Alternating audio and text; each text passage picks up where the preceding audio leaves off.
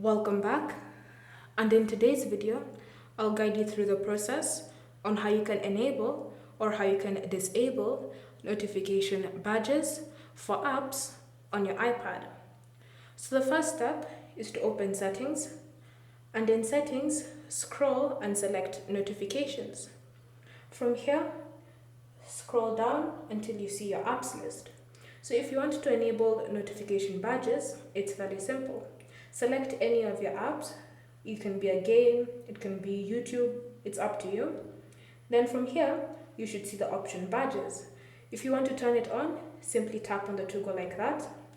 And if you want to turn it off, again, tap on the toggle. So you'll notice with it enabled, if you receive any notifications on the app itself, you should see this number showing you how many notifications that you have connected to the app. Thank you for watching. If you have any questions or comments, leave them down below and we'll get back to you.